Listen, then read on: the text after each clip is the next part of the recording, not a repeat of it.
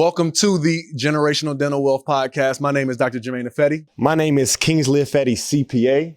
Today's going to be a fun conversation, but what we want to do is introduce the first season to everybody here. Yeah. And that is taking a look at different careers within dentistry through a financial lens. Yeah, exactly. When we were kind of brainstorming this up, we said, you know what, let's talk to that D4. Let's talk to that, graduate that is either just graduated or is about to graduate. And kind of in my mind, what I thought about was it'd be cool to say, Dr. Jermaine, like, what would you have done different, right? Or what I guess things did you do that made you, successful in that way? So I think I'm even going to learn a lot from this conversation in this season, and then hopefully our viewers will as well now. Yeah, it's going to be really fun. I mean, really, we do want to talk to those who are in the preparation phase for the next step, right?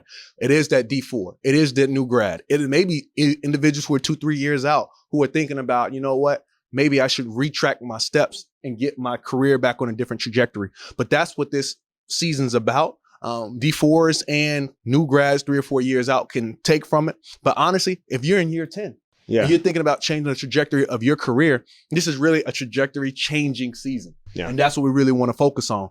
But before we hop too much into it, something monumental happened yesterday. So y'all can backdate this and figure out what the date of this recording is. Yeah. And that was Colorado University beat Texas Christian University, TCU, which were the runners up in the National Football Playoff last year. That means they came second to Georgia. They were the second best team in the nation. Colorado, who won one game last year, they went 1-11, came in and they went to Texas and beat the second best team in college football last year. Kingsley, what changed between last year and this year with Colorado? Man, well, I know this isn't a football podcast, but I think we'd be doing ourselves a disservice by not bringing this up because, like you said, it was a monumental game. See, me as an HBCU quarterback, I used to play quarterback at North Carolina A&T. Thank you, Pride. It's honestly, I feel like I have the inside scoop on a lot of things that Dion, his son, Shador, and pretty much what they've been able to do together. When people don't, and maybe they know or don't know, Deion Sanders was actually at Jackson State last year. They played North Carolina Central actually in the HBCU National Championship, which we call the Celebration Bowl. And they lost by a few points. It went down to the wire. And when that all happened after the game, either like a day or two later or whatever, I don't remember the dates, but Deion announced that he was actually going to be going to be the head coach at Colorado's. And in my opinion, Deion caught a lot of flack for making that decision. Like, oh my gosh, you're abandoning HBCUs. Look at you. It's all about me. In reality, he's prime time, right? He can make those decisions. And what I thought as an HBCU quarterback was he did his best for HBCUs. Right. He came, he did his years, he put HBCUs on a map. And honestly, he brought a lot of awareness about a lot of inequalities, right? The money inequalities. I think that he was a well-spoken voice. And I don't think if he makes a decision to move on, it should be held against him at all. But long story short, as far as the game, man, Colorado goes down, like Doc said, down to Texas and beats TCU at TCU. And honestly, Colorado looked like they had been there before. I think that was my biggest thing. If you watch the game, if you follow Colorado at all, they had, I believe it was like 50 or 60 transfers, meaning that like they were returning like 4 starters. And in my opinion, that's crazy. That's like you having a brand new team. You have no chemistry. You have pretty much one camp to get everything together. And it's like, next thing you know, you're playing against, like I said, the national runner-ups. That's crazy. It's mind-blowing. There's so much that goes into it. And again, this isn't about sports, right? We're taking this situation, and that's what we do a lot. And that's why we wanted to bring this collection of a body of work to the world, is because these conversations we have amongst each other about Deion Sanders and what he was able to do in Colorado in game 1 is the kind of stuff we extrapolate into our lives. This individual went from Jackson State University and moved to Colorado, caught so much flack, like you already talked about. And just 6 months later, this guy is already winning a huge primetime game. Yeah. No one gave them a chance.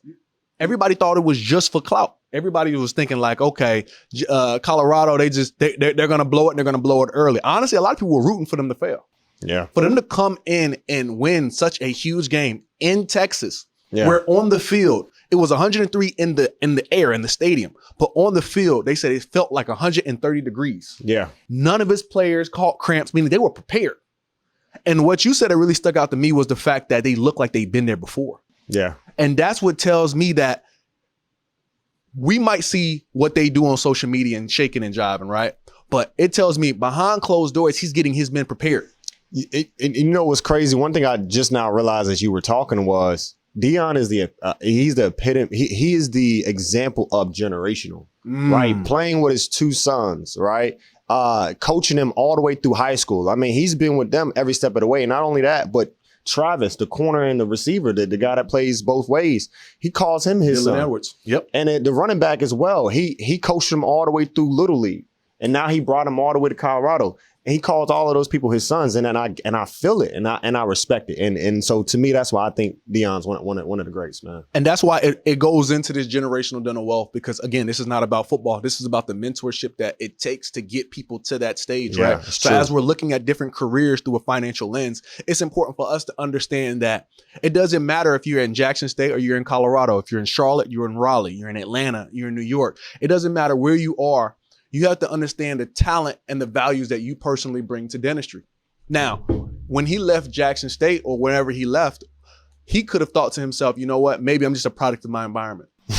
And that's just how it goes in your first job or in dental school or wherever you're at. A lot of us, we lack a lot of confidence thinking, am I the reason that for the success? Or is it because I went to a fantastic school? Yeah. Or I miraculously found an amazing associateship that no one else could have found. Instead of really understanding the value that you bring to a situation, right? The best words I ever heard is that, you know, if it's your work, nobody can ever take it away from you. Yeah. Right? Your job, people can take that away from you. But your work, your ministry, and what you do, like I said, within dentistry, for me, I have a work to do. I feel like when I'm talking to my patients and I'm bringing a certain value of care to them and I'm letting them know that, hey, listen, I don't know what happened in the 40 years before you met me, but now that you're in my chair, you're my responsibility, and I'm going to help you get to your oral goals, right? Yeah. That's the kind of ministry I have with each and every one of my patients. So it doesn't matter if I'm in Madagascar, in Nigeria, Charlotte, it doesn't matter where I am, I take that with me. And that's what Primetime did. When he was coaching Little League, he poured his heart into it. Yeah. Now he has the top players in the country who call him dad. A grown man's not calling somebody dad who didn't really pour into him like that, it's right? True. So it's important to understand that now he did it in Little League. He did it at Jackson State. Now he's at Colorado at the biggest stage. And the reason we're bringing this up now is because we want to go ahead and timestamp this now because we don't know what's coming next. Who knows? He might be at Alabama. He might be at Florida. He might be at Florida State where he went to school, right? So let's go ahead and timestamp this now. Wherever he goes, he brings that passion wherever he goes, right?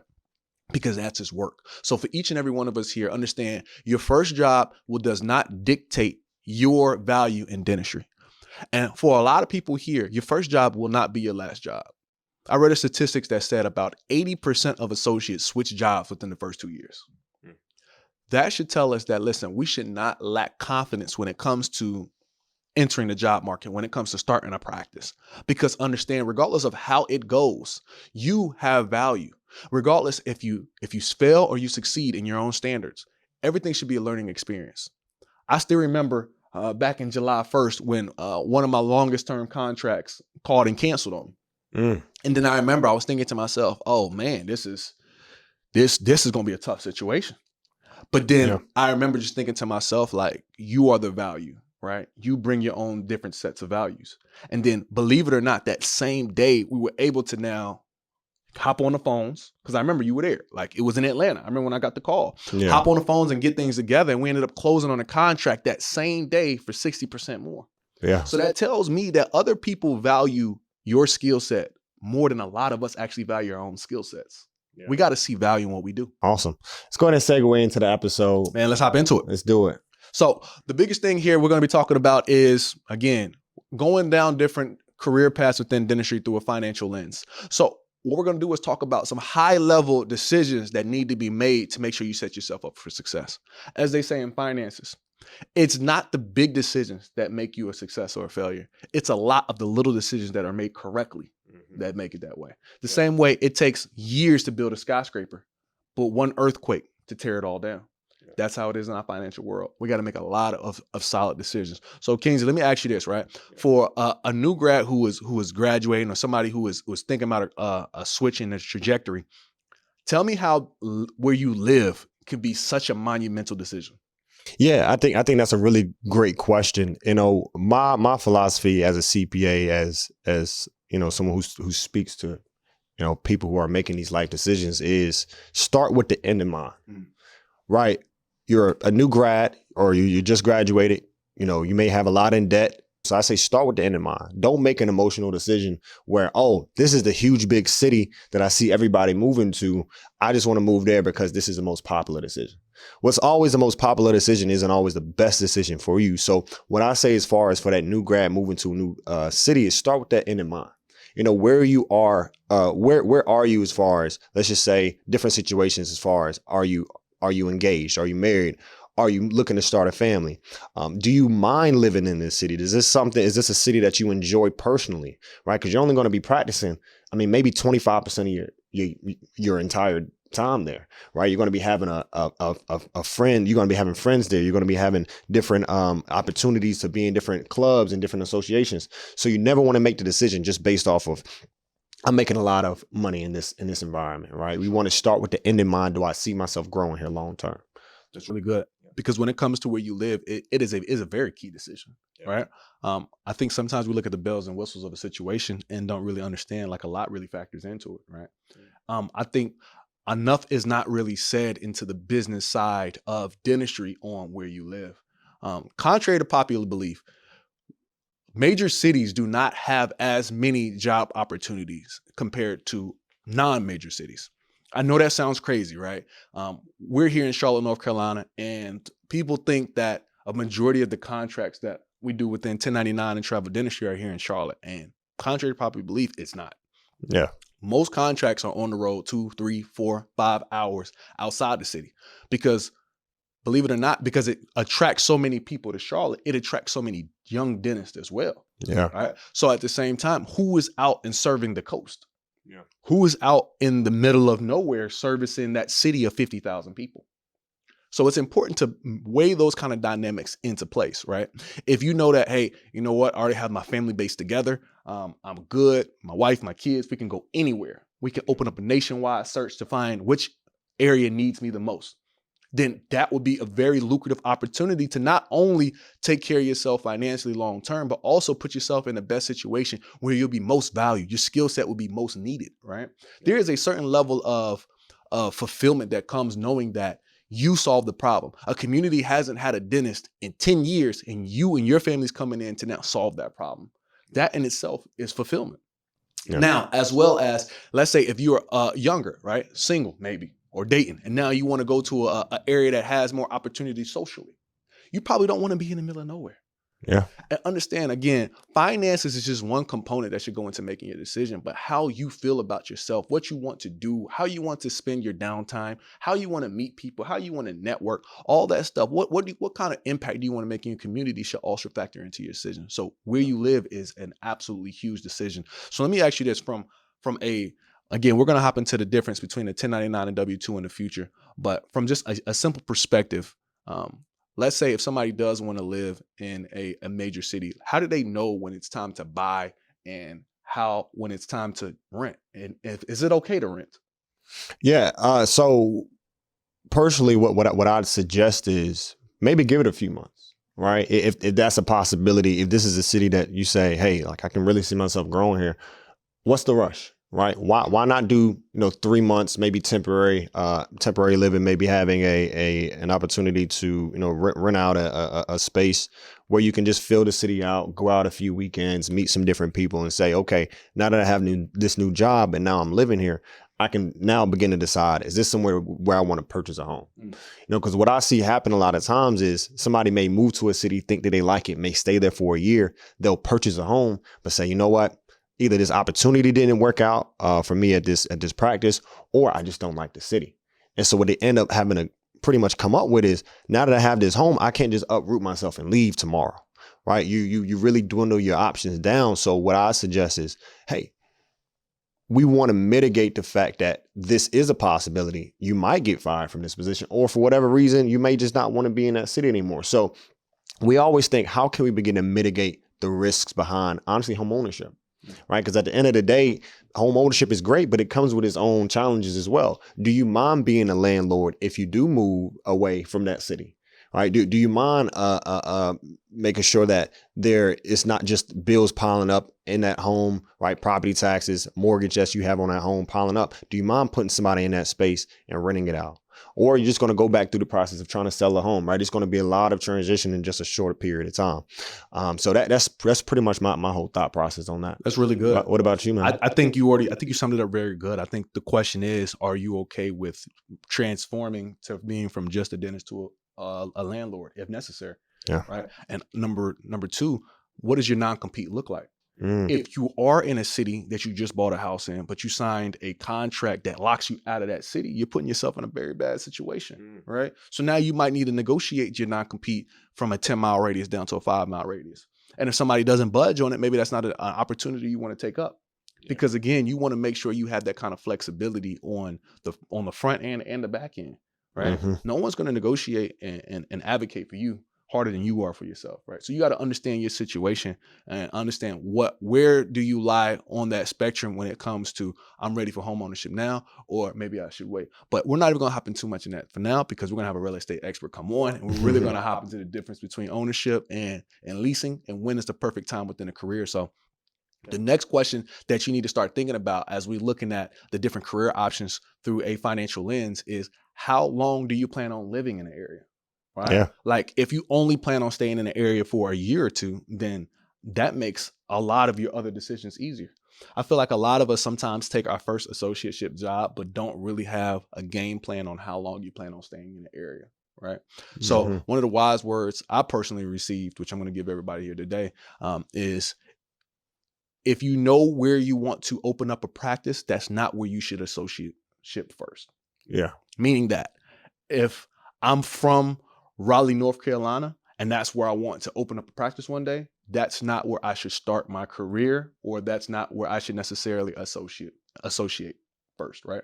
And again, no advice is 100%, but this is just a rule of thumb, because what happens is you can lock your own self out of your own city. What happens when you work in Raleigh, you sign a non-compete for 10 miles, and now you're locked out of 10 miles of your own city. And the best opportunity you were looking at was 8 miles. And you right on that cusp. What you gonna do? Go back to a relationship that went sour and ask, hey, can you change my non-compete from 10 miles down to 8 miles so we can be friends again? Like, nah, you have to treat every contract. Hopefully you never have to use it, but if you do, it's advantageous, right? That it doesn't put you in a position that you can't live with. Yeah. So it's important for people to ask themselves, how long do I plan on being in the area? So when you're as a D4 or you're a new grad looking to transition, it's important for you to, number one, figure out, where do you want to live? Then now, number two, how long do I want to live there? How long do I want to be in this area? Is this area advantageous for me long term, right? And you don't have to have all the answers, but it's good to start working yourself through, okay, I plan on being here for a year. I plan on being here for 10 years. And this doesn't go for dentistry. This goes for any career. This is just career advice, period. Where do you want to live? How long you want to live there? Next one is, as far as, what do you want to learn on the job? Yeah, I think that is one of the biggest questions from the standpoint. You are there to accumulate information that you can take on to the next position. I always say that, and in everything, even when I talk to business owners or whoever is, you are at practice right now. From the standpoint, you're just preparing for the next season. Right? What are you actually taking from that position, from that opportunity? Whether you working in that environment was good or bad, right? You can always learn something. If it was a bad environment, hey, this is how I don't want to, if I ever open a practice, this is how I don't want to conduct my business.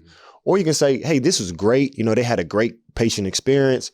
They had a great team environment. This is the things that I want to take from this opportunity I have, and this is what I want to implement in my own practice. It's so important that in every opportunity you really take something, because that begins to make you more valuable, right? If your hand speed is increasing, that is an asset that you are gaining, that it may not be a monetary asset, but you are becoming a better professional.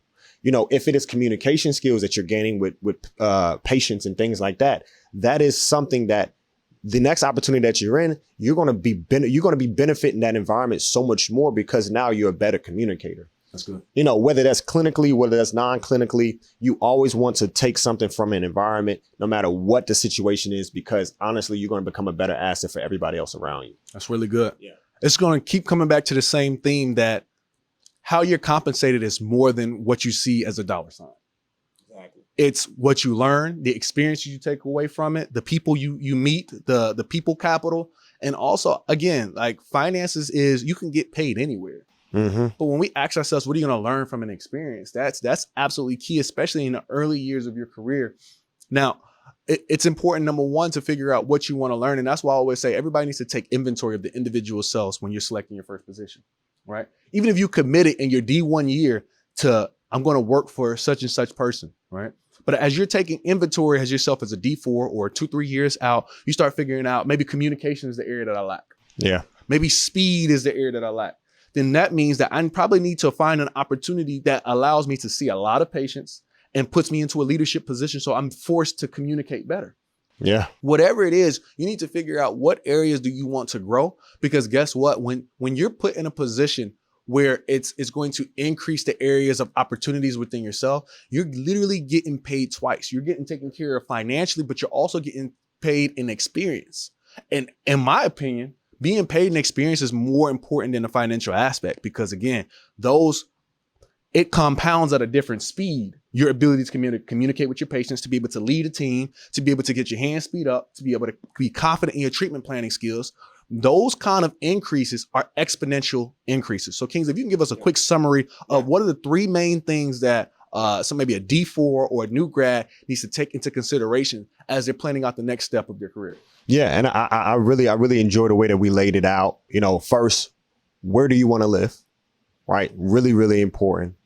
Second, how long do you want to be there? How long do you want to live there? How long do you see yourself in this environment? And then number third, in which one I personally like the best, what do you want to take away from this? Right? What do you want to learn in this season, in this opportunity that you have currently? I think like you said, as that new graduate or that person that's finishing dental school, these are the top 3 questions that I will be asking myself if I was in that position. So any final thoughts and takeaways? No, that's perfect. I think you laid it out really, really good. We're just going to continue to go into this first season. It's going to be a great time. Yeah, we're going to be talking about all the different career paths within dentistry from a financial perspective, because again, in school, we learn about all the different routes, but we're not really taught about what is the best way to handle it from a financial perspective, right? And this is not make more money. Yeah. This is trying to figure out what's the best landscape, so the best way I can navigate my personal situation to set myself up for that generational wealth. So I can free myself up with time, so I can do what I enjoy. I can have that personal fulfillment. Because again, when it comes to that generational dental wealth, really, it's more internal than it is external. But it's going to be a fun conversation. It's going to be a fun season. Thank y'all for joining us on the Generational Dental Wealth Podcast. My name is Dr. Jermaine Affetti. And I'm Kingsley Affetti, CPA. We'll see you next time. Peace. Checking out.